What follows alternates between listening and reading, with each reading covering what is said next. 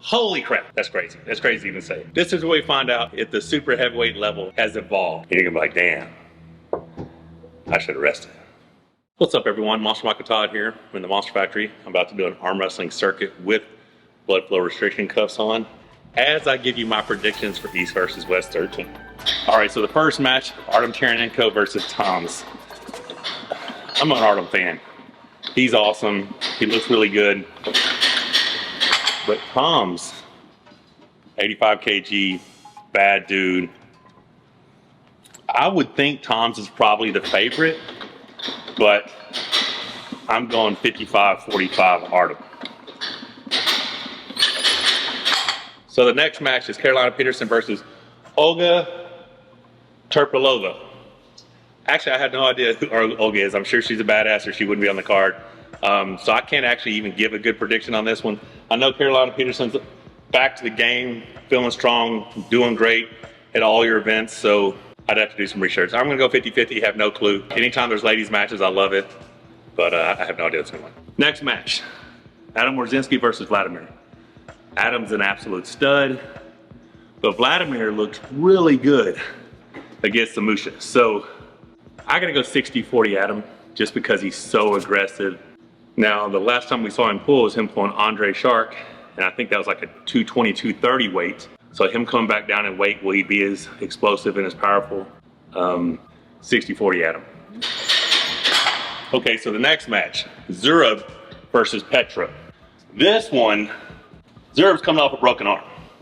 Petrova was supposed to be pulling Dadikyan for the 105 title. They switched that match after Olga's amazing performance versus Kirigali. So it makes me think that Petrova is a very high level if he's getting a shot at Dadikyan for 105. I think that's a big ask for Zurab coming back after a broken arm. I mean, it's possible.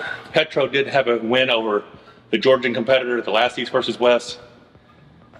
Wasn't super impressive, but he did get the win. Maybe Zurab pulls against him and feels competitive against him, so he thinks it's a good match. And I like Zurab. Kid's got a lot of heart. Really good dude. Love the whole Georgian team. But I gotta say 70-30 Petrova.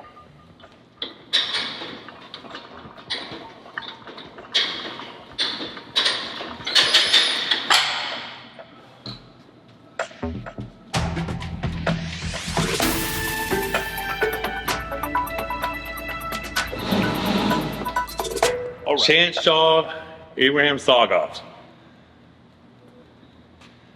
I was just watching this with Dadikyan and the O-League. Dadikyan said Sagov, and the O-League says Sagov's going to drive in and get his wrist taken by Chance, and Chance is going to win. Now, O-League just recently pulled Chance.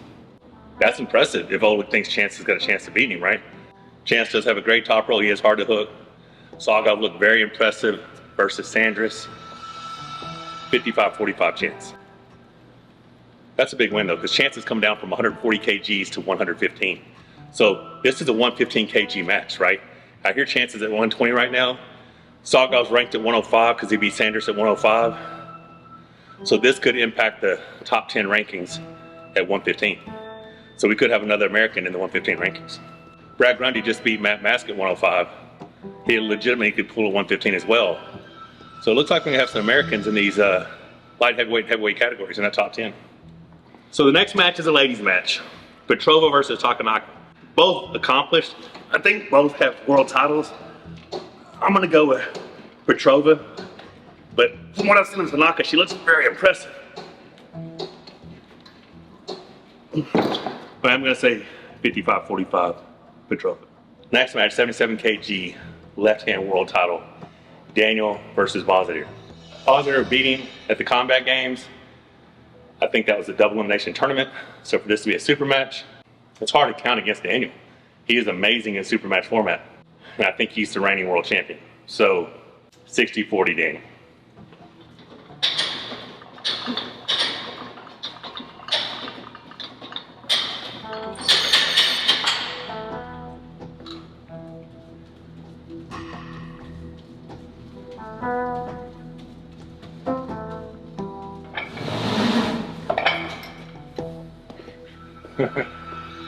$95 kg world title left-handed. Artem Taynov versus Vaitkute. I would definitely say Artem until I saw what Vaitkute did at the last one, last East versus West. I didn't even have him winning that match. And he like caught the hook, looked, and just ran through him. I think he's got a longer lever than Taynov. I think he's got to be the favorite. Taynov's the reigning world champ. 65-35 to Killy. That's crazy. That's crazy to even say it. But I think that's the case. Holy crap, the next match. Travis Bagent versus Sergey Kalinchenko. Man, so this is where we find out if the super heavyweight level has evolved since 2016. 2017, I think, was Travis's last big event when we pulled it, the WAL in Vegas. I know he pulled after that and tore his pec, but the last time Travis was serious about arm wrestling, I think, was 2017. So 7 years ago. Has the sport of arm wrestling evolved in the last 7 years? We're about to find out. Come over here, babe. So I was watching Devin's video about arm bets and staking versus predictions. Most predictions saying Travis is going to win. But staking, most of the money is on Kalinchenko. If the Kalinchenko that pulled Matt Mash shows up, I have Travis all day long. If the Kalinchenko that pulled a king of the table versus Armwrestling, I think it was, shows up, I think Travis may be in for a long day. Now, Travis has the potential to win this thing, but I think if Kalinchenko stops the match, I think he's a strong dude.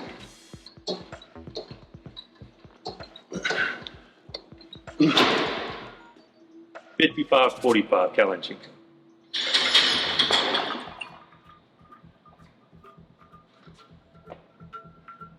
This next match could be the match of the entire card. Barbora versus Ekle for the overall best woman on the planet. Barbora's amazing.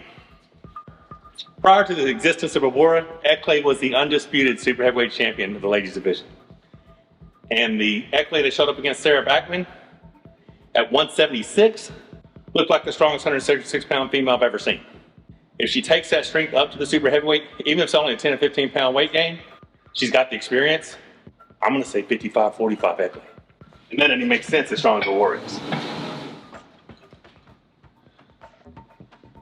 What are your thoughts on that? I want to hear your thoughts on that. What do y'all think? Y'all think Barbora, or do you think Ekle?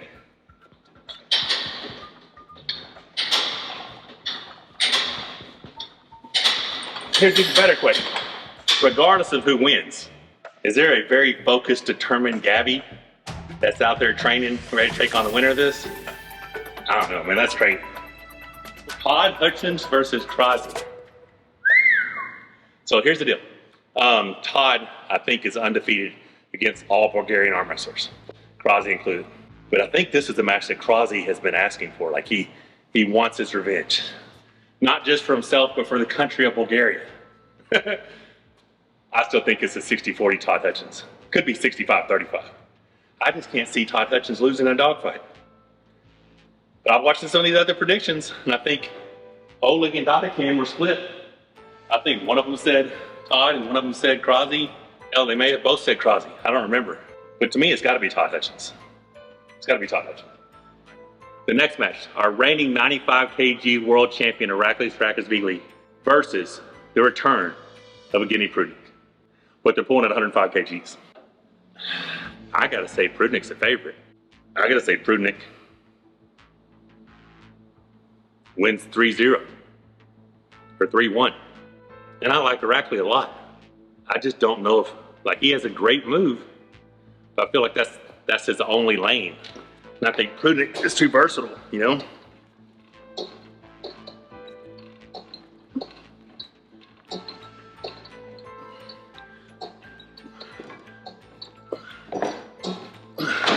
So I'm saying 70-30 Prudnik. Wait. All right, guys, the light heavyweight world title, 105 kgs. Davit Dadikyan versus Oleg Petrenko. Everything would want you to think that I definitely want Dadikyan to win. Because if he does, I get to pull Dadikyan for the vacant 115 kg August 10th at East vs. West 14. But Oleg Petrenko is the student of Andrei Pushkar. And Andrei Pushkar is very dear to me. So I actually hope Oleg wins. And I hate that because I want to be world champion. I want to fight for the world title. But that young man is awesome. And the fact that in my mind, he is carrying on the tradition of Andrei Pushkar, I don't think I could ever cheer against him. I don't know. I think it's a 50-50 match. I think it's a 50-50 match. I honestly don't know who's going to win. And like I said, there's a big part of me wants to see Oleg Petrenko become the world champion. So it's in God's hands. Like I said, I don't know, 50-50 match on that. I don't know what's going to happen. But I'm just going to tell you how things were originally laid out. When Engen offered me a shot August 10th for the heavyweight world title versus Dadikyan, he told me that Dadikyan was going to not take any matches in July in preparation for the world title match with me in August. Apparently, he had changed his mind even prior to Oleg because he was pulling Petrov. Oleg had such a great performance. Replace Petrov with Oleg. So, I'm just here to tell you, you probably should have rested.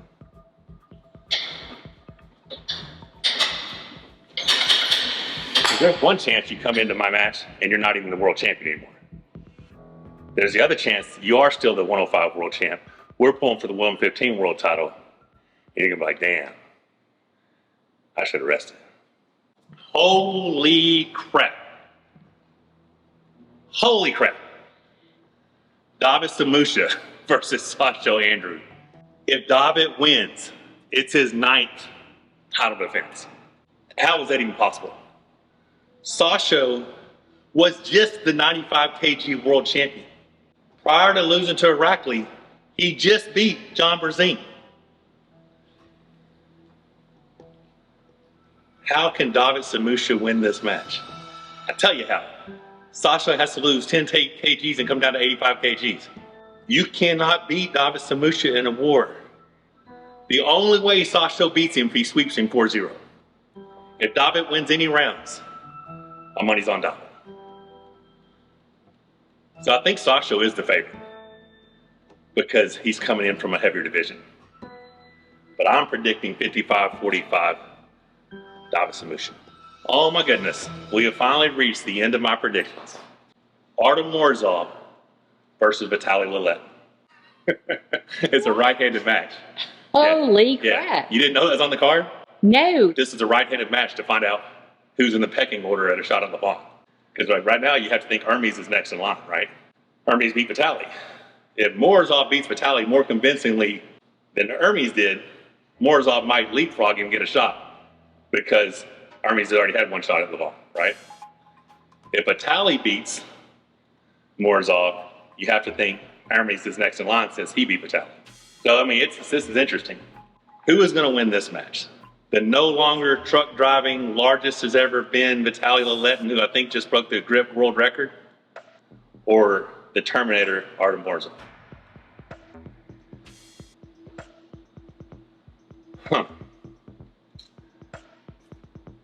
That seems dead even to me. That seems 50-50 right down the line. Here's what I think. Vitaly has an amazing top rope. And you see him doing heavy curls and see him doing some poke point. But you see Morozov having a nice top rope, but also having a very good hook, also having a very good press, and also, I believe, having better endurance. 60-40 Morozov. 60-40 Morozov. All right, so I've given you my predictions. Down in the comments, tell me what you think. Will I be pulling Dadikyan for the heavyweight world title, or will it just be a ranking match? Should I say screw the heavyweights and just jump up full of supers? I sure do like to. I don't know. What are your thoughts? Don't forget to subscribe. Click the bell for notifications.